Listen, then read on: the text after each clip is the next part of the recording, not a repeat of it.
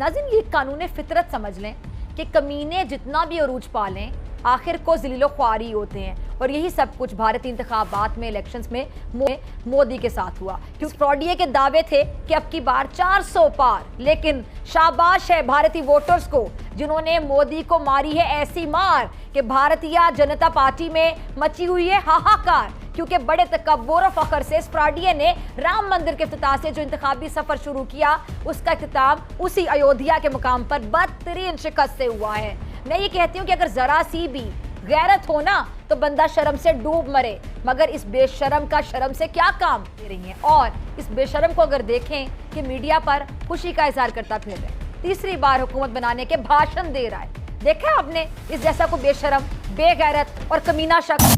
नरेंद्र मोदी, उन्हें लेकर आपकी एक एंकर है, पता नहीं वो क्या क्या बोलती है, मतलब मुझे समझ नहीं आया। मैंने आज तक ऐसा एंकर नहीं देखा जो किसी दूसरे देश के प्राइम मिनिस्टर के लिए इस तरह के, मतलब I am sorry to use the word but, वाहियात शब्दों का, ऊल जलूल भाषा का इस्तेमाल करे, कुछ भी बोले।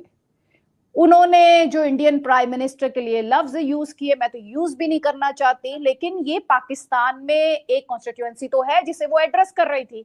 इसे तो ये तो नहीं कहा जा सकता कि भैया ये तो बस एक एंकर की बेवकूफाना हरकत थी और आप उसे एकदम सिरे से खारिज कर दे। किसी तो कॉन्स्टिट्यूएंसी को एड्रेस करती होंगी, एक सेक्शन तो होगा जिसे वो एड्रेस करने की इन अपशब्दों के माध्यम से, इस तरह की वाहियात भाषा के माध्यम से वो कोशिश कर रही थी।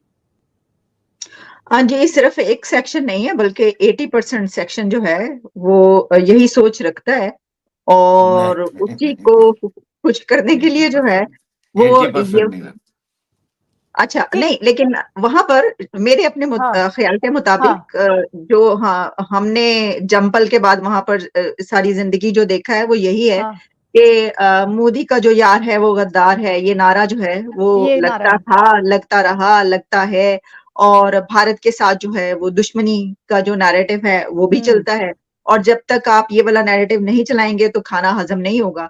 और एक बड़ी तादाद लोगों, अब जरा मुख्तलिफ है। अब थोड़ा सा चेंज ये आया है कि जितनी बड़ी तादाद पहले लोगों की ऐसी सोच रखती थी, अब उनको थोड़ी थोड़ी अकल आना शुरू हुई है। सोशल मीडिया ने अब जरा उनको उस चीज से निकालने की कोशिश की है। और आपको पता है कि इसमें इमरान खान की जो पार्टी है या उनके जो एक्टिविस्ट हैं, उनके सपोर्टर्स, उनका भी बहुत बड़ा हाथ है। लेकिन उसमें भी जब अपनी मर्जी होगी किसी भी पॉलिटिकल पार्टी की और जब अपना मफाद होगा तो तब वो दोबारा यही नारा लगाएंगे। तो देखिए, एक एंकर की बात नहीं है वो जो आप कह रही हैं।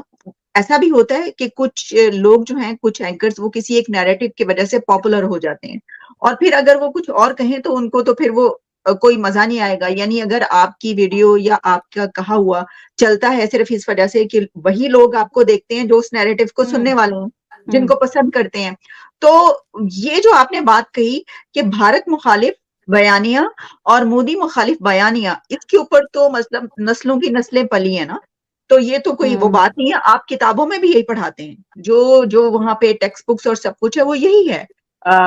Anti Hindu, anti India, anti Modi, ये सब हमेशा से चल रहा है। तो मुझे ये कोई बड़ी या नई बात नहीं लगती कि अगर कोई एंकर बैठकर, और वो भी इस तरह के प्रोग्राम्स में या इस तरह के चैनल्स पे कि जिनके मुतालिक ये कहा जाता है कि ये जो है ये एंटी इंडिया है, तो उस पे अगर कोई इस तरह का प्रोग्राम करे और उसकी इसी वजह से एक पहचान हो, तो ये तो एक मेरे ख्याल में मुझे इस बात से दिक्कत नहीं थी कि उनको नरेंद्र मोदी से शिकायत है। भाई नरेंद्र मोदी से शिकायत होगी क्योंकि नरेंद्र मोदी की जो पॉलिसीज रही हैं वो पूरे तरीके से इंडिया सेंट्रिक रही हैं। उन्होंने पाकिस्तान को ये कहा कि तुम एक अटैक करोगे तो मैं पलट के जवाब दूंगा, जो कि आपके यहाँ बहुत सारी सेक्शंस को नागवार गुजरा है।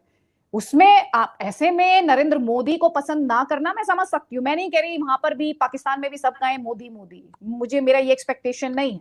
मेरा जो सवाल है वो इस बात से जुड़ा हुआ है कि आप क्रिटिसाइज तो करें किसी को, लेकिन भाषा की मर्यादा का तो ध्यान रखें। आप गली कूचे की भाषा भी उनसे बेहतर होती है। आई एम श्योर जो सेक्शन उनको देखता है वो, चलिए उसको मोदी से, नरेंद्र मोदी से शिकायत होगी, पर भाषा का ध्यान तो बहुत ही बेसिक रिक्वायरमेंट होती है। जब आप किसी तरह का कोई प्रोग्राम कर रहे हो या मैं आपसे ही संवाद करूं, तो I can't be abusive. I can't be using wrong words. I may not like Pakistan, but I will have to still maintain the decorum, isn't it? Exactly, I second your point of view. ये बात बिल्कुल दुरुस्त फरमा रही हैं आप। ठीक है ये बात कि आप बेशक किसी भी नैरेटिव पर चल रहे हो, आप किसी के कितना भी खिलाफ हो, लेकिन आपका कोई पर्सनल ग्रज तो नहीं है ना किसी के साथ। किसी ने आपको आके मारा तो नहीं कि आप उसको उसमें जो है वो उसको बुरा भला कहना शुरू कर दें। और खास तौर पर एक मीडिया की जो लैंग्वेज है उसके कुछ एथिक्स होते हैं। लेकिन सबसे बड़ी प्रॉब्लम ये है कि अब इस दौर में वो एथिक्स कुछ लोग बहुत पामाल कर रहे हैं। कुछ लोग उन एथिक्स से बहुत आगे निकल के जा चुके हैं। उनके लिए ये कोई बात ही नहीं रही। सबसे बड़ी बात ये है कि आप ये देखिए कि अगर कोई लेडी एंकर है, कोई फीमेल एंकर है, मेल एंकर को तो छोड़ ही दीजिए, तो उनके लिए ये वाली जो लैंग्वेज है वो इस्तेमाल करना कितना आसान है। हालांकि आज से कुछ अर्सा पहले तक वैसे भी जिंदगी में और मीडिया पर तो खास तौर पे फीमेल एंकर के मुंह से ऐसी बात निकलना तो शायद वो बैन हो जाया करते थे लोग, अगर कभी कोई ऐसी बात। लेकिन प्रॉब्लम वही है कि अब जो एथिक्स हैं वो पीछे रह गए बहुत। अब मीडिया और सोशल मीडिया कुछ ऐसी डगर पर चल पड़े, और खासतौर पर जो आप बात करी है कुछ लोग, मैं इसको सेकंड करती हूँ कि आप जितना मर्जी किसी के खिलाफ बोले, आपको किसी से जितना भी उससे शिकायत हो, गुस्सा हो, डिसएग्रीमेंट है, हाँ, डिसएग्रीमेंट करने के बहुत सारे तरीके हैं। उसमें गालम गलोच जो है उसको तो कोई जगह नहीं होनी चाहिए, लेकिन ऐसा है। कुछ लोग जो है वो इस पे बड़ा फख्र करते हैं और वो धड़ल्ले से कर रहे हैं ये चीज। हेलो, नमस्कार एंड जय हिंद दोस्तों, स्वागत है आपका मिस्टर भारत में। लोकसभा चुनाव के बाद चुनाव के नतीजों में अपेक्षानुसार बीजेपी को कम सीट मिलने पर अपोजिशन के साथ साथ पाकिस्तान भी बहुत खुश है। बीजेपी को कम सीट मिलने पर पाकिस्तानी पत्रकार कम जादन फिजा खान ने नरेंद्र मोदी जी को लेकर गंदी भाषा का इस्तेमाल किया है। चुनावी नतीजों का विश्लेषण करते हुए फिजा खान ने नरेंद्र मोदी जी के लिए कमीना, फ्रॉडिया, बेशरम, बेगैरत और कम वक्त जैसे शब्दों का उपयोग किया। किसी भी देश के प्राइम मिनिस्टर के लिए आप इस तरह की भाषा का इस्तेमाल किस तरह से कर सकते हैं, लेकिन जिहादी देश के मीडिया से उम्मीद भी क्या की जा सकती है। जिस तरह की भाषा का इस्तेमाल ये जादन फिजा खान कर रही थी, ऐसा लग रहा था कि मानो फिजा खान किसी न्यूज रूम के स्टूडियो में नहीं बल्कि किसी आतंकवादी हेडक्वार्टर के ऑफिस में बैठकर मोदी के खिलाफ जहर उगल रही है। इंडिया पाकिस्तान एक दूसरे को अपना दुश्मन मानते हैं, तो इंडियन प्राइम मिनिस्टर के खिलाफ पाकिस्तानियों के मन में नफरत होना आप समझ ही सकते हैं। आम पाकिस्तानी भी अगर ऐसी भाषा का इस्तेमाल करते हैं तो भी समझ में आता है, लेकिन मीडिया की एक नैतिकता होती है और जिसके दायरे के अंदर रहकर ही आपको आपकी बात कहनी होती है। लेकिन जिस पाकिस्तान की बुनियादी नफरत पर रखी गई थी, उस देश के मीडिया में नैतिकता कहाँ से आएगी। जिस देश की मीडिया टेररिस्टों की भाषा बोलती हो, उस देश की मीडिया में डिग्निटी कहाँ से आएगी। फिजा खान मीडिया में बैठकर जिस तरह से मोदी के खिलाफ जहर उगल रही है, उससे पता चलता है कि नरेंद्र मोदी जी ने इन 10 सालों में किस तरह से पाकिस्तानियों के नाक में दम कर रखा है। फिजा खान जैसे नफरती पाकिस्तानियों को इस बात की तकलीफ हो रही है कि नरेंद्र मोदी तीसरी बार भारत के प्राइम मिनिस्टर बनने जा रहे हैं।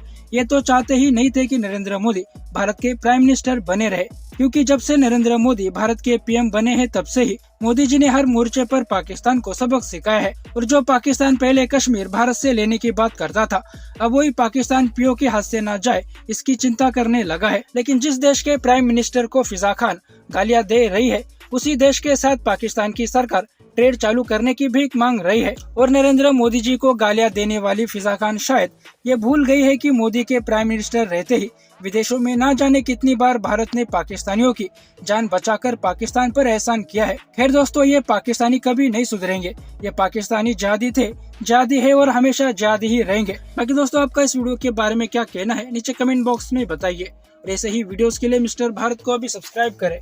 मैं मिलता हूं आपसे अगले वीडियो में, तब तक के लिए जय हिंद, जय भारत।